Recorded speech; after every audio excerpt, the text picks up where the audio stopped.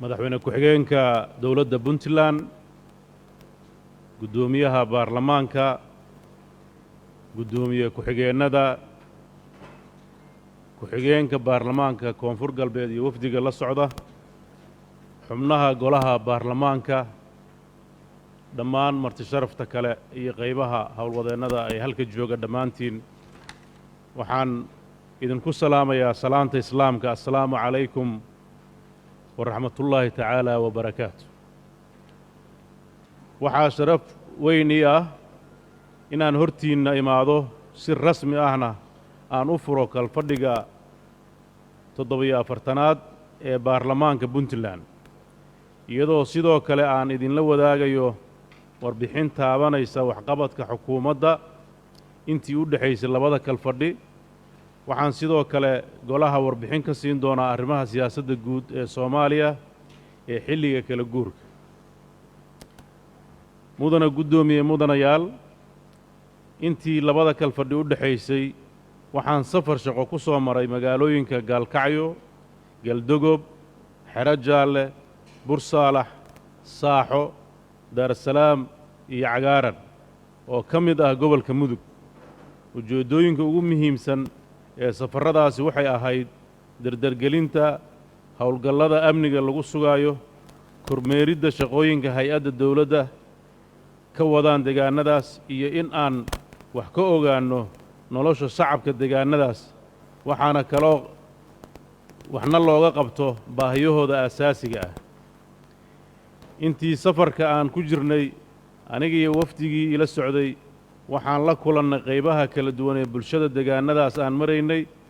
dadka waxay bogaadiyeen shaqada hay-adaha dawladdu ka wadaan deegaannadaas. baahiyihii ay soo jeediyeen waxaan farnay hay-adaha ay khusaysay inay si degdeg ah uga jawaabaan. qaybo ka mid ahna waxbaa laga qabtay, inta dhimanna waxaan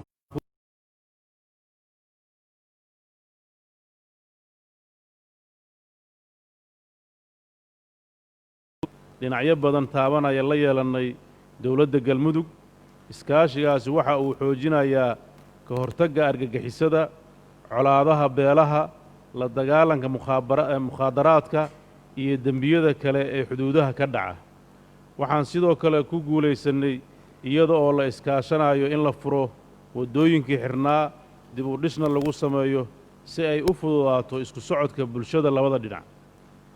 mudanayaal iyo marwooyin, iyadoo lagu jiro dhammaadka muddo-xileedka madaxda dawladda federaalka, waxaa lagama maarmaan noqotay in wada tashi laga yeesho sidii waddanka doorasho uga dhici lahayd si nabad ah. bishii Juulaay waxaan ka qayb galay shir madaxda dawladda xubnaha ka ah dawladda federaalka ay ku yeesheen magaalada Dhuusamareeb wejigii koowaad, kaasoo lagu go'aamiyey in wada tashi laga ballaariyo la ballaariyo isla markaasna shirka wejigiisa labaad lagu qabto magaalada Dhuusamareeb, kaasoo ay ku kulmeen madaxda dawladda federaalka ah iyo madaxda dawladaha xubnaha ka ah ee dawladda federaalka.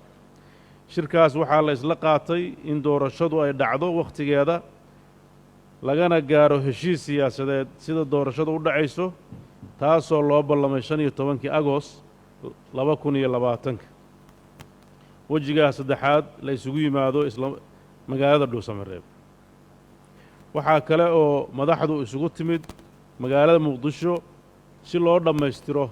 wadaxaajoodyadii Dhuusamareeb 1 iyo 2 iyo 3. shirkan waxaa laga soo saaray heshiis siyaasadeed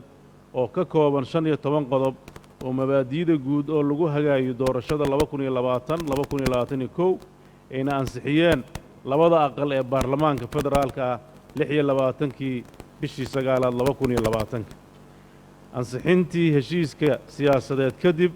madaxda dawladda federaalka iyo dawladaha xubnaha ka ah waxay kulamo ka yeesheen hirgelinta heshiiska, iyagoo aan soo wada saarnay habraacyo lagu faahfaahinayo qodobada heshiiska, laguna caddaynayo in la dhiso 3 guddi oo isku dhaf ah oo dawladda federaalka ah iyo dawladaha xubnaha ka ah ay soo wada magacaabayaan si ay u hirgeliyaan doorashada 2020-2021. waxaa kaloo habraacyadaa ka mid ah astaynta kuraasta gobollada, shuruudaha musharaxiinta ergooyinka iyo jadwalka doorashada oo wakhtiyaysan intii aan magaalada muqdisho joogay waxaan kulamo la yeeshay qaybo ka mid ah saamilayda siyaasadeed oo ay ka mid yihiin labada aqal ee baarlamaanka madaxweynayaashii hore ee dowladda federaalka ah siyaasiyiin kale iyo xubnaha dowladda puntland ku matala golayaasha dowladda federaalka ah kuwaas oo qayb ka ahaa kulamadaas oo qayb ka ahaa in wada tashi laga yeesho xaaladda siyaasadeed iyo sidii waddanka doorasho uga dhici lahayd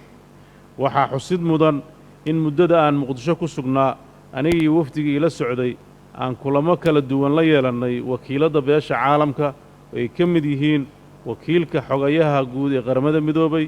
safiirka waddanka maraykanka UK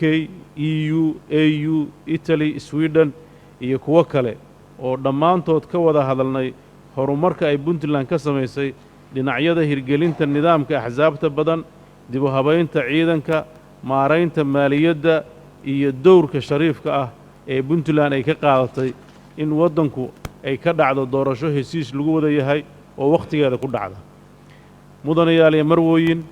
intii u dhaxaysay labada weji ee shirkii muqdisho waxaan safar booqasho gaaban ah ku tegey caasimadda ku-meel gaarka ee dowladda koonfur galbeed ee baydhabo halkaas oo aan kulamo iskaashi ah ku yeelannay madaxda dowladda koonfur galbeed oo ay naga dhexayso xiriir bulsho ganacsi iyo mid siyaasadeed waxaan ku heshiinay in aan sii xoojinno iskaashiga isna weydaarsanno khibradaha dhismaha hay-adaha dawliga ah waxaa dhowaan imaanaya puntland wafdi ka socda 5 wasaaradood oo ay aqoon isweydaarsi iyo kala xog qaadasho ay yeelan doonaan wasaaradaha dhigooda ee puntland waxaa sidoo kale wafdiyo isweydaarsaday baarlamaanka labada maamul si kor loogu qaado iskaashiga baarlamaanka ee labada maamul waxaan u mahad celinayaa madaxweyne cabdicasiis xasan maxamed laftagareen guddoomiyaha baarlamaanka golayaasha dowladda iyo shacabka reer koonfur galbeed soo dhoweyntii diiraneed ay noo sameeyeen aniga iyo wafdigayga mudanayaal iyo marwooyin si loo xoojiyo xiriirka iyo iskaashiga aynu la leenahay dowladda jabuuti waxaan safar shaqo ku tegey dalka jabuuti intii u dhaxaysay labada kal fadhi intii aan waddankaas joogay waxaan kulamo la yeeshay madaxweynaha jabuuti iyo madax kale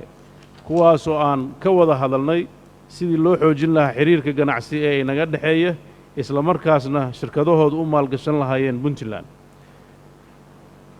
waxaan halkan idingula wadaagayaa waxqabadka xukuumadda u qabsoomay muddadii u dhaxaysay bilihii juun ilaa oktoobar kuwaasoo aan u kala saarnay 4 qaybood ee mudnaanta howlaha shaqo ee dowladda kuwaasoo kale ah arrimaha amniga arrimaha gudaha iyo dimuqraadiyeynta 2 arrimaha horumarinta dhaqaalaha 3 arrimaha horumarinta arrimaha bulshada iyo arrimaha tayeynta adeegyada iyo horumarinta kaabayaasha qaybahan oo waxqabadkoodu ka kooban yihiin adeegyo kala duwan oo ay bixiyaan wasaaradaha iyo hay-adaha dowladda mudanayaal iyo marwooyin waxaa xusid mudan in aafada coronavirus saameyn weyn ku yeelatay howlaha dowladda muddadii u dhaxaysay labada kal fadhi waxaa yaraaday isu socodkii dadka waxaa hoos u dhac ballaaran ku yimid dakhligii dowladda waxaa hoos loo dhigay isu imaatigii shaqaalaha dowladda arrimahaas oo dhammaantood saamayn ku yeeshay dhammaan howlihii shaqo ee qorshaysnaa iyadoo ay sidaas tahay haddana waxaan guud mar ku samaynayaa howlihii shaqo ee qabsoomay qaybaha amniga iyo arrimaha gudaha waxaa guulo la taaban karo laga gaaray hannaanka geedi socodka dimuqraadiyadda ee xisbiyada badan taasoo wejigii koowaad lagu soo gebagabeeyey muddadii u dhaxaysay labada kal fadhi waxaa si rasmi ah loo aqoonsaday 10 urur siyaasadeed oo buuxiyey dhammaan shuruudihii laga doonayey waxaa hadda loo gudbayaa wejiga labaad ee geedi socodka dimuqraadiyeynta puntland oo ah in doorasho qof iyo cod ah lagu soo doorto golayaasha deegaanka ee dhammaan degmooyinka puntland iyadoo ay ururada siyaasaddu ay u tartami doonaan loogana gudbi doona hannaankii hore ee waxqaybsiga beelaha waxaa intii labada kal fadhi u dhaxaysay wasaaradda arrimaha gudaha ku guulaysatay dhismaha golayaasha deegaanka ee degmooyinka galdogob iyo raka raaxo ee gobollada mudug iyo karkaar waxaa dib u heshiisiin bulsho laga sameeyey degmooyinka Galdogob, Carmo, Qardho, Saaxdheer, Bursaalax. heshiisiintaas ayaa dowladda Puntland qayb weyn ka ahayd, isla markaana dhinacyada khilaafku ka dhaxeeyay ayaa heshiis rasmi ah lagu soo gabagabeeyey. waxaa sidoo kale socda wacyigelin bulsho oo ku aadan hubka dhigista iyo dhaqan celinta, kuwaasoo qayb weyn ka ah ka hortagga khilaafaadka iyo iska hor imaadyada bulshada. waxaa weli socda jawaabista dhibaatooyinkii ay geysatay daadadkii Qardho ku waxyeeleeyay bulshada reer Qardho naf iyo maalba, iyadoo dowladda Puntland oo kaashanaysa shacabka reer Puntland iyo kan Soomaaliyeed waxay dadaal weyn gelisay sidii ay uga gargaari lahaayeen dadkii ay ku waxyeeloobeen daadadkaas. guddi isugu jira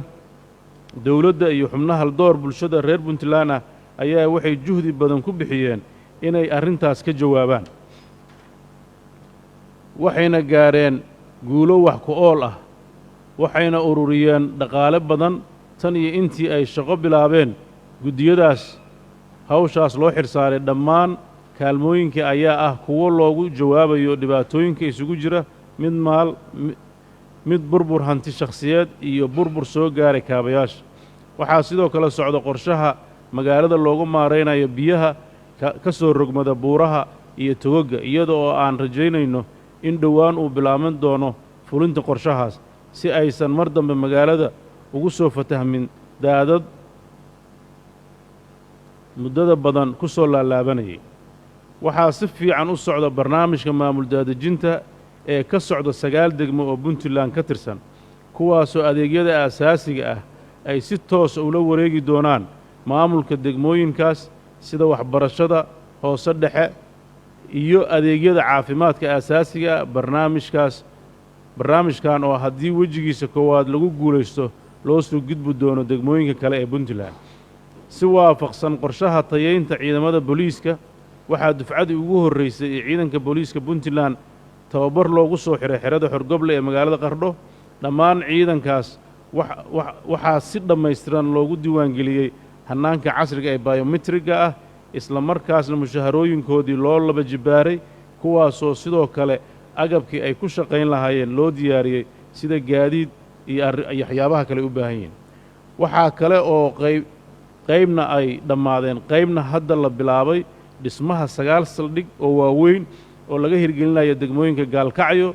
Garoowe, Qardho, Boosaaso, Baran, Saaxo, Galdogob iyo Tawfiiq. dadaaladan ayaa qayb ka ah tayeynta adeegyada amniga ee xarumaha booliiska bixiyaan. waxaa sii socon doona tayeynta ciidanka iyadoo la siin doono tababarro dheeri ah oo xirfadooda sare loogu qaadi doono. laamaha amniga ee Puntland ayaa waxay hoos u dhigeen falal dembiyeedyadii ay geysan jireen argagixisada, iyada oo la soo afjaray shabakado isku xiran oo dhagarqabayaashu diyaarinayeen si loo waxyeelayo shacabka Puntland. sidoo kale howlgallo ballaaran oo lagu beegsanayo goobaha ay ku dhuumaalaystaan argagixisada Daacish iyo Al-Shabaab, waxaa lagu guulaystay in gacanta lagu soo dhigo xubno muhiim u ahaa shabakadahaas, qaybtood lagu dilay iska hor imaadyo dhex maray argagixisada iyo ciidanka Puntland. halkaas sidoo kale laga soo furtay hub iyo saanad ciidan oo badan. ciidamada amniga ee Puntland ayaa ka howlgala dembiyada ka dhici jiray magaalooyinka waaweyn, iyadoo guulo la taaban karo ka gaaray la dagaalanka maandooriyaha iyo ka ganacsigiisa. waxaa xusid mudan dadaalada ay dowladdu gelisay la dagaalanka mukhaadaraadka sida khamriga iyo xashiishadda, isla markaana waxaa haatan dib u eegis lagu wadaa xeerka daroogada iyo khamriga. mudanayaal iyo marwooyin, si loo tayeeyo hannaanka xisaabaadka ee hay'adaha dowladda Puntland, waxaa la sameeyey siyaasad lagu midaynayo khasnadda dowladda Treasury Single Accounts, taas oo ay dhammaan xisaabaadka hay'adaha dowladda Puntland ku midoobi doonaan. dadaalkan ayaa qayb ka ah tayeynta hannaanka maaraynta maaliyadda iyo xisaabaadka dowladda Puntland. waxaa sidoo kale dhinac socda dadaallo lagu horumarinayo adeegyada bangiga dhexe ee dowladda Puntland, taasoo hadda laga gaaray guulo wax ku ool ah oo ay ka mid yihiin dhismaha bangiga dhexe oo gabagaba ah,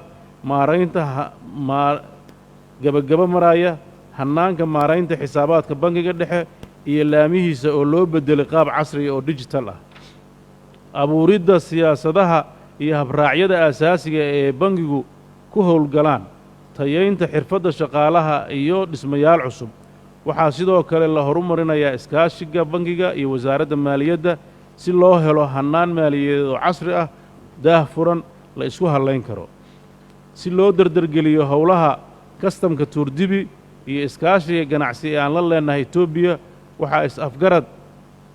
kala gaarnay dowladda Itoobiya noocyada badeecooyinka iyo wax soo saarka labada dhinac isdhaafsan karaan taas oo wax badan ka tari doonta ganacsiga iyo kobaca dhaqaalaha ee labada dhinac waxaa siyaaday dhoofka xoolaha naga aada dalalka Imaaraadka Kuwait Cumaan Yemen iyo Bahrain intii u dhaxaysay bilaha Juun iyo Sebtembar 2020 waxaa dhoofay xoolo isugu jira geel lo ari tiradoodu ay dhan tahay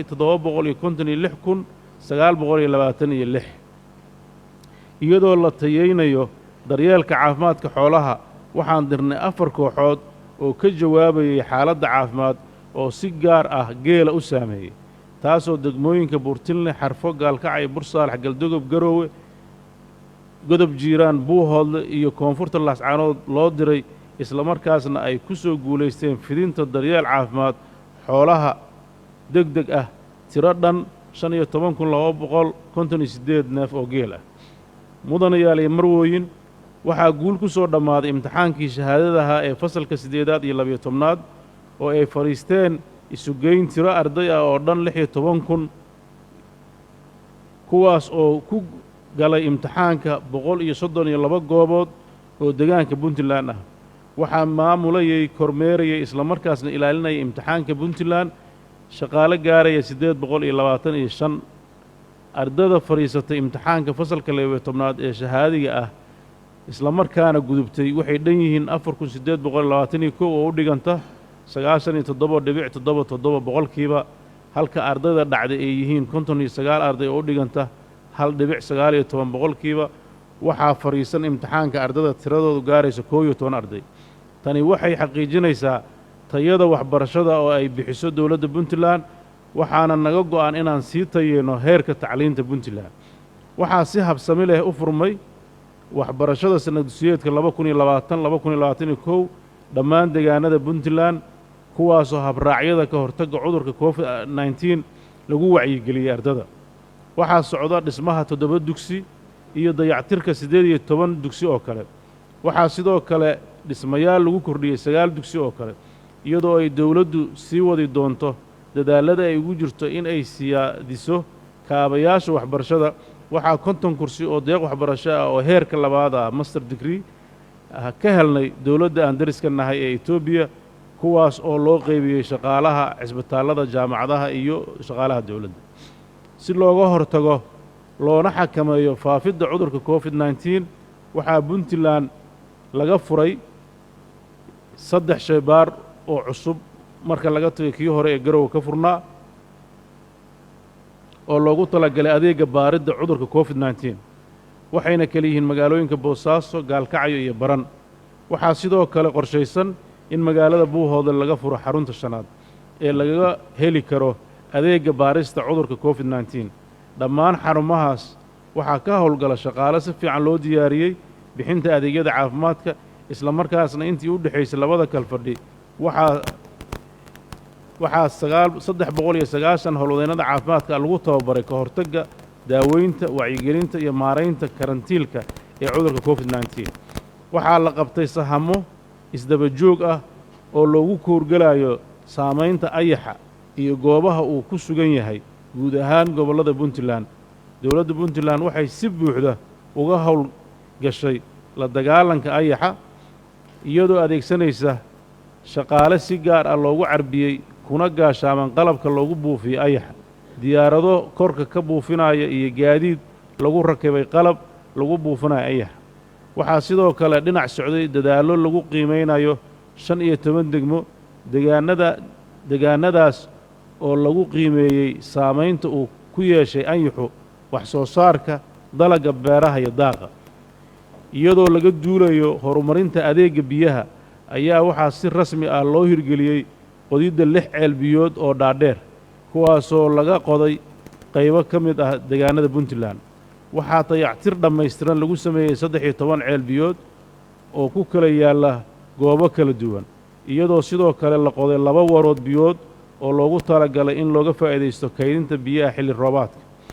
mudanayaal iyo marwooyin waxaa la dhammaystiray nidaamka dib u habaynta iyo casriyeynta mushaharaadka iyo darajooyinka shaqaalaha dawladda taas oo sahli doonta dib u eegista mushaharaadka shaqaalaha rayidka ah iyadoo loo eegayo qof kasta darajadiisa iyo mas'uuliyadda uu hayo sahanka waddada jalam xarfo oo soo dhammaaday haddana lagu guda jiro naqshadaynta dhismaha waddada muddadii u dhaxaysay labada kalfadhi waxaa si guul ah ku soo dhammaaday dayactirka 9 kiiloomitir iyo 6 buundo oo u dhaxaysa waddada Kalabayr iyo Yalho ee gobolka Bari waxaa guulo laga gaaray dhismaha waddada Ceel Daahir Ceerigaab iyadoo 20 kiiloomitir loo diyaariyay in la saaro laami waxaa si rasmi ah dib u bilowday adeega duulimaadyada dalka iyo dibadda labada garoon ee Puntland kadib markii muddo u xanibnaayeen saamaynta COVID-19 muddadii labada kalfay u dhaxaysay waxaa adeegyada duulimaadyada ku soo siyaaday 7 duulimaad oo caalami ah oo u kala duuli doona waddamada Kenya Imaaraadka Djibouti iyo Cumaan kuwaasoo ka kala duuli doonaan garoomada Boosaaso Garow iyo Gaalkacyo adeegyadan cusub ayaa isugu jira kuwa xamuul ah iyo kuwa rakaab ah waxayna si joogto ah uga duuli doonaan garoomadaas dhismaha dekedda Garacad oo ah mashruuca ugu weyn oo isku tashi lagu dhisay ayaa haatan maraya meel aad u wanaagsan iyadoo dhererka dhismaha hadda marayo 510 mitir oo badda gudaha loo galay halka ballacu yahay 90 mitir waxaa sidoo kale la dhisay jambi dhererkiisu dhan yahay 75 mitir oo u qaybsan halka ay doonyaha ama maraakiibtu ku soo xiran doonaan waxaa la siyaadiyey baaxadda wax soo dejinta dekedda Boosaaso iyadoo awal ay soo degi kartay 1500 oo tan maalintii hadda waxaa la gaarsiiyey 2250 oo tan sidoo kale waxaan bilownay khad container oo bishii hal mar imaanaya dekedda Boosaaso taasoo ay qayb ka tahay tayeynta adeegyada dekedda iyo kobaca dhaqaalaha waxaa kaloo socda wada hadal iyo wada xaajood ku saabsan xal u helidda shirkadda DP World taas oo dawladda Puntland 2017 ay ku wareejisay heshiis si rasmi ah u gashay dawladdeeda ka horeysay baarlamaanka xilligaa jirana uu ansixiyey waxaan rajaynaynaa dhaliilaha ka jira DP World in ay xukuumaddu ay si dhow ula socotay muddada 2 sano ah dadaal badan ay ka gashay qoraallo badan ay ka diyaarisay iyadoo la kaashanaysa la taliyaasheeda dhinaca sharciga iyo dhinaca maamulka ah waxaa xogo badan ka ururinay habka suuragalka ah ee arrintaas xal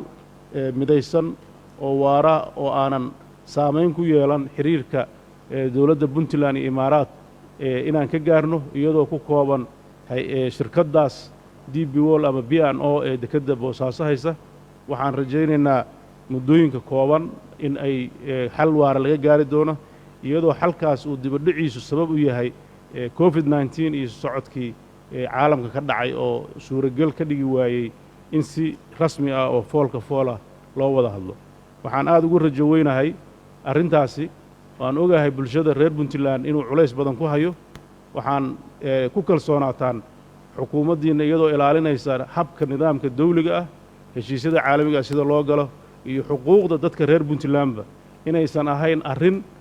ay dhayalsatay xukuumaddu il dhowna ay ku hayso anoo og baarlamaanka inta badan walaaca ka soo gaara bulshada haddana waxaan u sheegayaa inay ku kalsoonaadaan maamulkooda iyo dawladdooda inay arrintaas ay tahay arrinta isha dakhliga ugu weyn ee dawladda Puntland ku aasaasan tahay iyo nolosha dadka Puntland annagoo og arrimahaas ayaan haddana waxaan ku tala jirnaa inta xalka laga gaarayo inaan capacity-ga dekedda kor u qaadno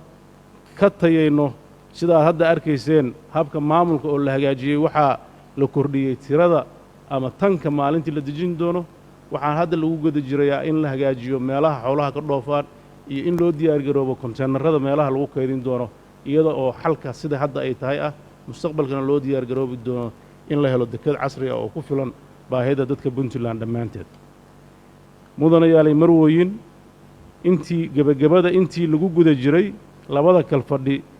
xukuumaddaydu waxa ay ansixisay xeerar isugu jira kuwo cusub iyo kuwo hore u jiray oo dib u eegis lagu sameeyey kuwaas oo ay ka mid yihiin xeerarka isgaarsiinta xeerka ilaalinta afka Soomaaliga xeerka maaraynta dhulka magaalooyinka xeerka golayaasha deegaanka iyo siyaasadaha mideynta khasnadda dawladda Puntland dhammaan xeerarkan waxay qayb ka ahaayeen qorshayaashii dawladda u degsanaa in ay meel mariso kuwaas oo qayb ka ah tayeynta adeegyada dawladda waxaan rajaynayaa in dhammaantood aad ansixin doontaan inta lagu guda jiro kalfadhiga 47aad waxaan rabaa inaan aad u xuso dabcan waxa aan ka sheekaynayna waa labada kalfadhi inta u dhaxaysa laakiin waxaa jira mashaariic fara badan oo dalka ka socota oo aan horay u sheegnay oo ku celcelintoodu aan u arag inay muhiim tahay oo dalka muhiimad weyn u leh waxaa socda ballaarinta korontada ee Boosaaso waxaa socda biyihii waxaa socda mashaariic aad u fara badan garoomadii ciyaaraha waxaa socda barnaamijyo aad u fara badan oo dhinaca caafimaadka iyo waxbarashada oo ah mashaariic muddo socotay siina socon doonta waxa aan ka hadlaynaa hadda waxa weeye waa labada kalfadhi intii u dhaxaysay mashaariicdii qabsoontay oo aan horay u jirin ayay qorsheenu ku saabsan sida aan horay idin kula wadaagay saamaynta COVID-19 uu ku yeeshay guud ahaan heerka dhaqaalaha Puntland gaar ahaan dakhliga dawladda mashaariicda caalamiga ah lacagaha xawaaladaha iyo isu socodka ganacsiga gudaha iyo dibadda waa mid caqabad ku noqday hirgelinta dhammaan barnaamijyada dawladda Puntland u qorshaysnaa sanadkii 2020 iyadoo ay jiraan caqabadahaas dhaqaale ee aan kor ku soo xusnay haddana waxaa inoo qabsoomay inta badan qorshayaashii iyo yoolashii inoo degsanaa waxaana ka gaarnay guulo lagu faani karo sidaas oo kale in kastoo uu jiro hoos u dhac ballaaran oo ku yimid dakhliga dawladda haddana waxaa ahmiyad siinay bixinta mushaharooyinka oo dhammaan aan bixinnay si joogto ah mushaharooyinka ciidamada iyo shaqaalaha iyo adeegyada aasaasiga ah iyadoo hoos u dhacaas dhacay uu yimid inta badan waxaan ku dadaalnay inaan kabno wixii aan markaa haynana aan deyn u qaadanno si aysan u kala go'in habsami socodka shaqada dawladda waxaan rajaynayaa in kalfadhigan uu noqdo mid guulo badan laga gaaro arrimaha masiiriga ah ee idin hor yaalla oo ay ka mid yihiin doorashooyinka xubnaha aqalka sare ee baarlamaanka federaalka ah inagu mateli doona waxaan hadda si rasmi ah inoogu furan kalfadhiga 47aad ee golaha baarlamaanka dawladda Puntland wabillahi tawfiiq wassalaamu calaykum waraxmatullaahi wabarakaatu bismillahi raxmaani raxiim madaxweynaha dowladda Puntland mudane Saacid Abdullaahi Dani aad iyo aad ayuu ugu mahadsan yahay